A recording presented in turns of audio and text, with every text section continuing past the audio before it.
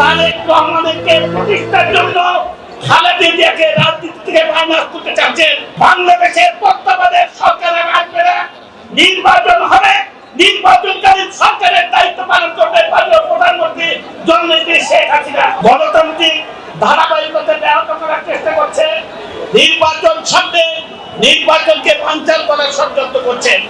তাদের সাথে আছে ৭১-এর ঘাতক, ৭৫-এর ঘাতক এবং তাদের বিদেশি যারা তখন ৭১-৭৫-এ তাদের সাথে যারা ছিল, সেই বিদেশি শক্তি তাদের সাথে একই মুদ্রাকে ষড়যন্ত্র করছে।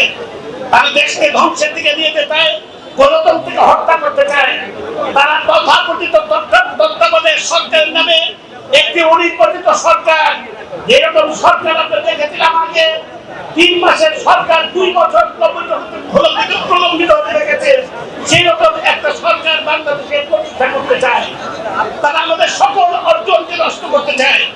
আজকে তারা হুমকি দিচ্ছে, সেই ক্ষেত্রে পদত্যাগ করতে হবে, নির্বাচন তত্ত্বাবধায়ক সরকারের অধীনে নির্বাচন দিতে হবে। পরিষ্কার কথা বলতে চাই, বাংলাদেশের তত্ত্বাবধায়ক সরকারের আসবে না, নির্বাচন হবে, নির্বাচনকালীন সরকারের দায়িত্ব পালন করবে মাননীয় প্রধানমন্ত্রী জননেত্রী শেখ হাসিনা। যথাসময়ে নির্বাচন হবে, সেই নির্বাচনে কারা আসবেন কি আসবেন না সেটা বড় কথা না। জনগণ সেই নির্বাচনে অংশগ্রহণ করবে আর নির্বাচনের মাধ্যমে আবার সেই গণতান্ত্রিক ধারাবাহিকতা রক্ষার জন্য, উন্নয়নের ধারাবাহিকতা রক্ষার জন্য আবার বাংলার মানুষ নৌকায় ভোট দেবে, সেখানে কাকে ভোট দেবে, এই শপথ আমরা নিতে চাই।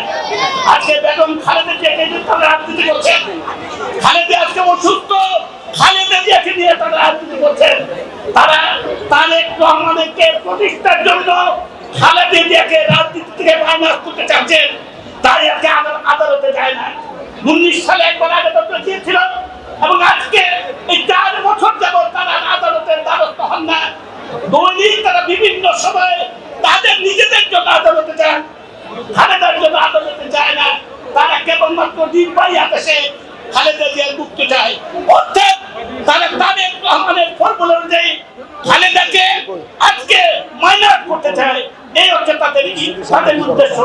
তাই বন্ধুরা আমার, যতই আজকে তারা ষড়যন্ত্র করতে হলো, মার্কিন যুক্তরাষ্ট্রকে সাথে নিয়ে আজকে বাংলাদেশের যতই অবস্থা সৃষ্টি করার চেষ্টা করল, যতই আজকে সেনশন বা আজকে ভিসা নীতি যত কিছুই হোক না কেন, আমরা বাংলাদেশের মানুষ এই সমস্ত কিছু করা করে না।